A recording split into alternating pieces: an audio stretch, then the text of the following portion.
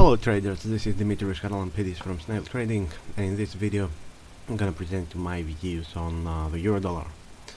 Last week was a rather important week to my view for the Euro, because the pair continued to the downside. It was trading the downside for the most part of the week, actually beginning from Monday and until Thursday. For the first four days of the week it was trading lower, and it only rebounded slightly on Friday.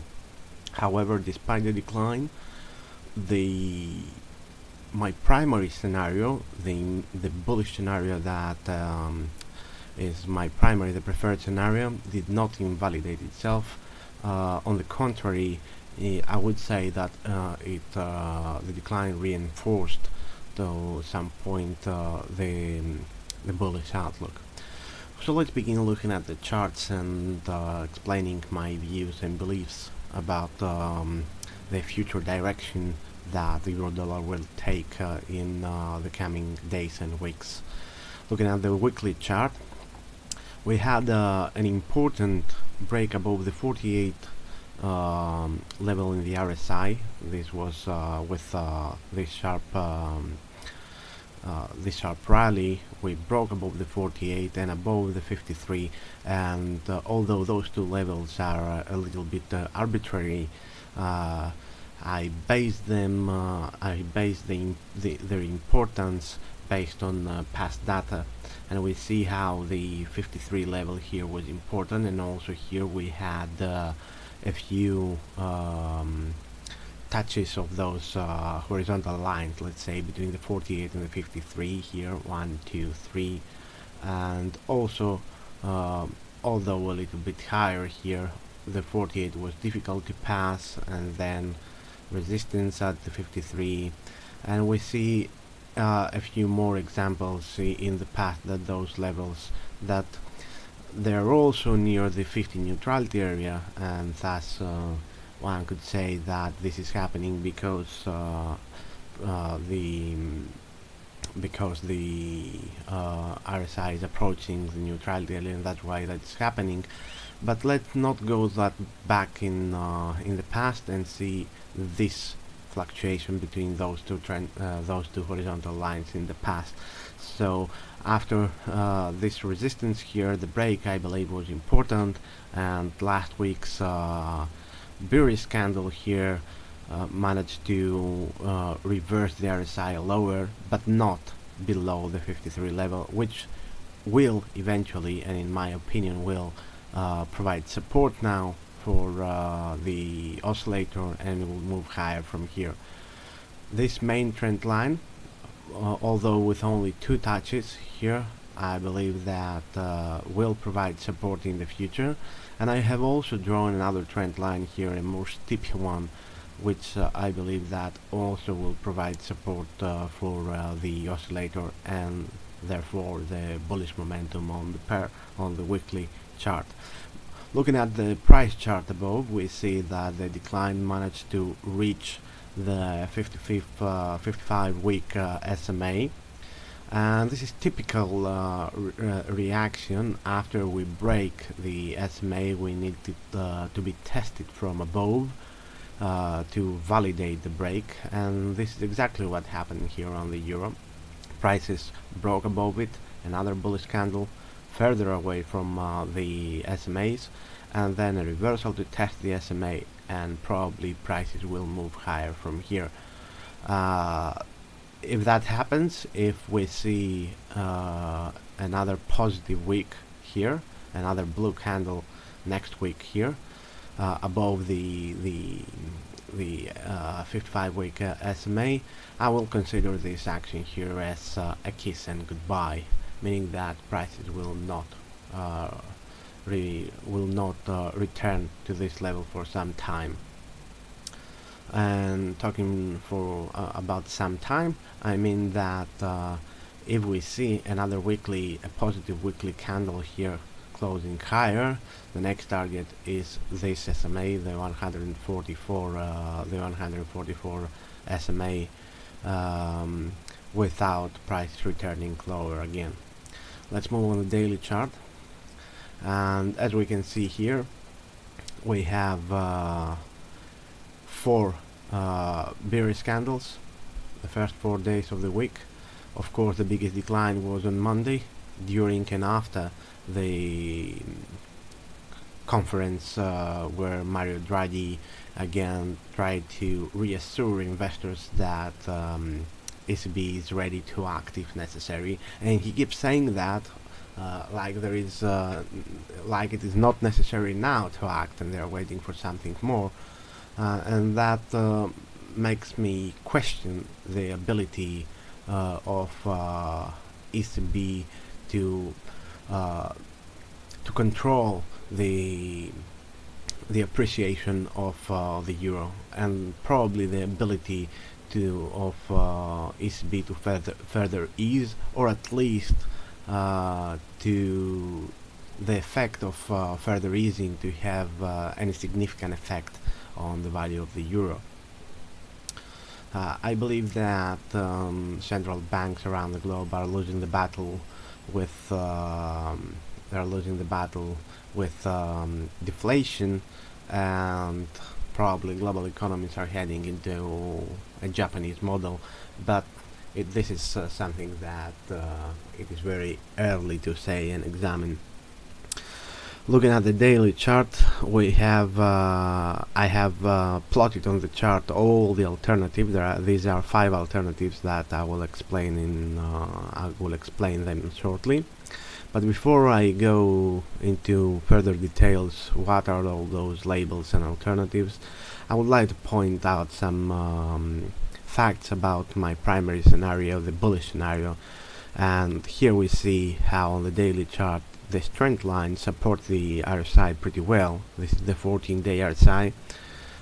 Daily charts are probably the most important charts to pay attention to, and we see several hits there to this trend line. It's not like with the weekly chart where we have only 2 touches of that trend line. Here we have 1, 2, 3, 4, 5 and 6 here. This is the 6th time that the RSI touches the trend line and reverses higher. And although on Monday we may have a decline and break below it, for now, and with the data that is available at the current point, I prefer the bullish scenario so far. We see on the price chart how Thursday's price action touched the 21-day SMA, which is currently very near the 44-day SMA, which has already made a cross with it, suggesting that we're probably that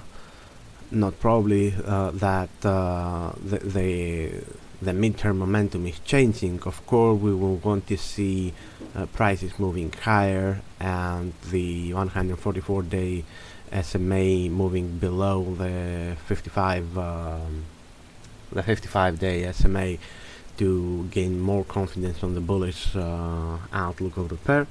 But the fact that the following day, this is Friday, prices bounced directly from those levels, and thus being rejected by the 21-day SMA is another bullish sign in my opinion. Also, this trend line that connects these highs here, this is from August last year and this from October last year, is very near this level, and it is also supposed to provide support. Prices broke above it here, tested it here, and they're moving towards testing it again here. But I believe that they will never touch it, or it is though probable that they will. But I believe that we will shortly have a strong rebound to the upside from here. So apparently the bullish scenario suggests that this was wave 1, although a little tricky, and with a very large wave 2 and very deep wave 2, which is not uncommon for wave 2, and a very short wave 4, which confirms the Elliott wave rule for alternation.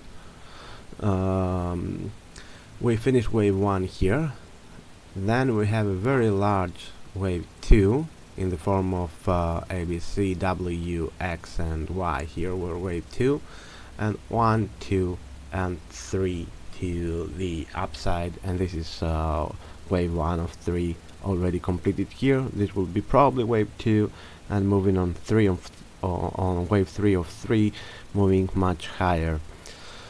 The first possible alternative is that wave 3 has finished here, and the decline from 2014 is not finished, and thus this whole move here is part of the correction. This is one problem that I see with that count. It is the length of this correction. It is not only too big to be this whole thing here to be a correction, because if we cut it in several parts, let's say with my bullish scenario, here is wave 1, and thus the correction is from here until here, and this is January, and this is December. It is again one year of correcting for the euro, and it is already too much. And I don't believe that the scenario that excuse me, here is not January, excuse me, this is May, and this is December, which means 7 months of a correction for wave 2, already too long. But I believe that it is less probable to have a correction from March until February, and already not finished, still not finished, excuse me, which means that this correction will take about a year. What kind of correction is this that will take 1 year to complete, and how does this compare with the length of wave 2?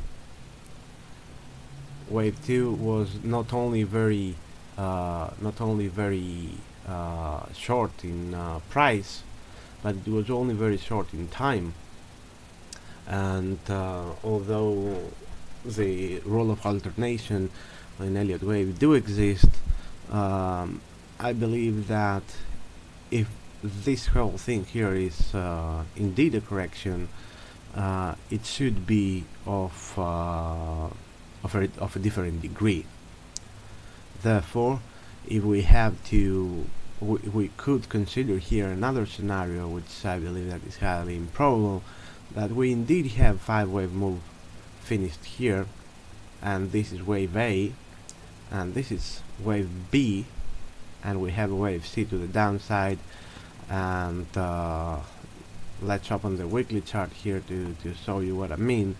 That would mean that this move here was wave A, and this is wave B, and we need a wave C from here to the downside, approximately equal to this level, to this move, excuse me. That would mean that the euro dollar will move towards 0.50, 50 cents or something like that, and I believe that this is not probable. Okay, let's see the alternatives. However, despite the problems that I would see with them, they still exist, and let's start one by one. This is wave 3, and we have WXY for wave 4 already finished here, and we have 1, 2, 1 of 3, 2 of 3, and we continue to the downside from here for 3 of 3, and therefore moving lower, and I believe deeply lower than the parity level. This is the one scenario. The other scenario would be again WXY, wave 4 finished here, wave 1 here for an ABC, wave 2 and A, B, C somewhere in here, probably like here, A, B, C, for wave 3 here, and thus this will be an ending diagonal, and then we have ABC for wave 4, and then an ABC to the downside that will move at least below this level. The problem with this count is that not that it is not possible to count those moves as ABC moves. It is, and I've personally seen much worse looking ending diagonal than this. The problem is that we have already moved very deeply into wave 2, and therefore wave 5 must be very long compared to the other three, to the other waves. We should have A, B, C that will move below here, and that makes it a little less probable.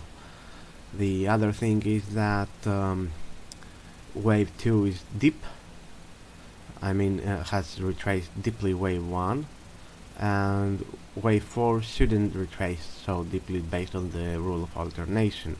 That is another problem with this count. The other count is that we have W, X, Y, X, and Z. This is Z, excuse me here. I have to correct this. Okay, W, X, Y, X, and ABC for Z here or even lower. The problem with this count is that we have already reached equality between this wave and this wave projected from wave B, that is supposed to be here in the form of a triangle that we will see on the 4-hour chart, and therefore if prices extend higher from here, the proportions between wave A and wave B and wave C will be at least not very common. On the other hand, we could say that wave Z has finished here on a failure below wave Y, and thus we are moving lower from here. That is another scenario. And there is another last scenario that would suggest that here we have A, B, C, D, E of a triangle, a very large triangle, and I personally believe that this is the less probable scenario of all. But it's still there, and if prices continue to the downside here and then back above and then to the downside, this would be one possible scenario. We have 5 alternatives here that I explained, with my primary still remains the bullish scenario based on momentum and all other technical indicators that I explained here before. And let's move now into smaller time frames to see what's going on in the last sessions. On the 4-hour chart, I saw you here how this move can very correctly be presented as a triangle, and in fact, if this is a triangle, this cannot be wave. This cannot be a wave 2. This whole move cannot be a wave 2. Therefore, we cannot have 1, 2, and looking for wave 3 from here. Therefore, in order to maintain my bullish scenario, I count this as wave 1, WXY for wave 2, and then wave 1, and the complex correction WXYXZ here for wave 2, and from here starting wave 3. This is also part of wave 3 of this degree. The rebound was sharp, and this trend line, this long-term trend line, has been tested here, And here was the conference where Mario Draghi uh, seemed to be concerned about the global developments, but sure about the ability of ECB to further extend quantitative easing, its quantitative easing program, excuse me, which also may be a problem. uh, but he said actually that there is a lot of potential and the program has uh, much higher capacity than the the one that they already used. And the prices are continuously rejected at this level here, although they remain below the 21 period SMA. We have a close above it on the last candle here, but it is less than a pip, so we cannot consider it as at least as a confirmed break above it. But exactly this close made the 14 period RSI here on the 4-hour chart to close above the declining trend line, and this may be an early signal of a shift in the immediate momentum of the pair and thus moving higher from here.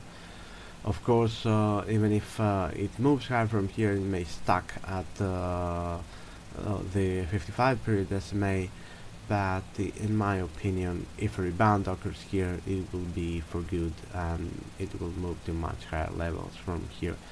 Looking at an even lower time frame on the 1-hour chart, we see how it is almost impossible to count this decline from here. Too many choppy and overlapping waves here, but at least we can see that since this moment here prices are trading within a bearish triangle, which is diverging with the RSI, which seems also to be trading in a channel. In late Friday, prices attempted to break above this channel, and they have already moved above the 55 and 21 period SMA, and a break of this channel and a break above this channel in the momentum indicator will be the first sign, let's say, of a continuation of the bull trend. Looking at smaller time frames in the attempt to count this decline, I didn't put any labels on it because I have to be I have to say that I cannot count it with any acceptable degree of confidence. Looking at the 15, this is the 15 minute chart. We have a decline here that it looks like a 5 wave, and then a correction to the upside, a new low, and again higher, and then this price action here, which I don't know how to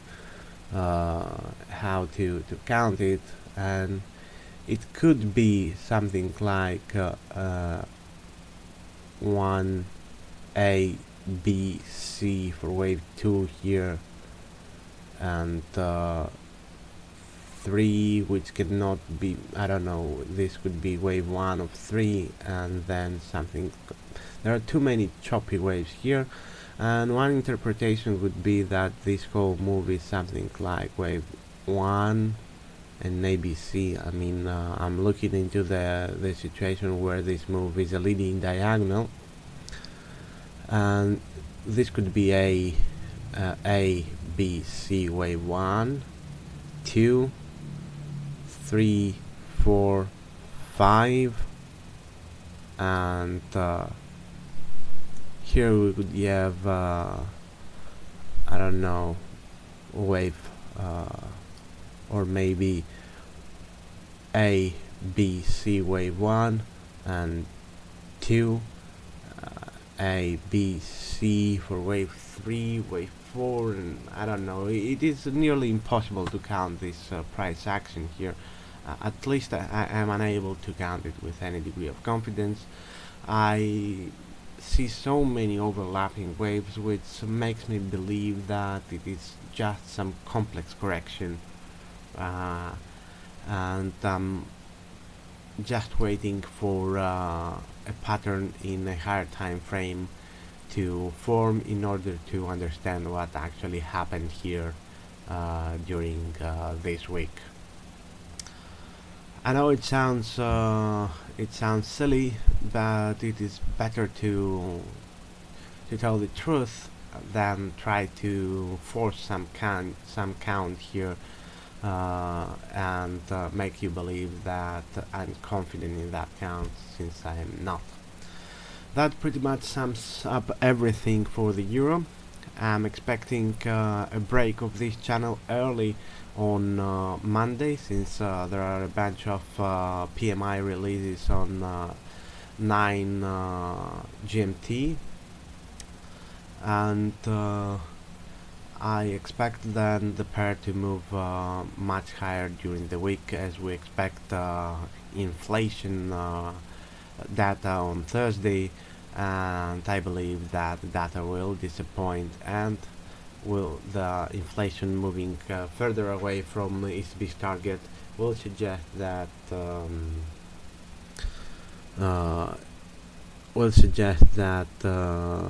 ECB must take immediate action, and if they don't, which I doubt that they will, the pair will continue to the upside without returning lower again.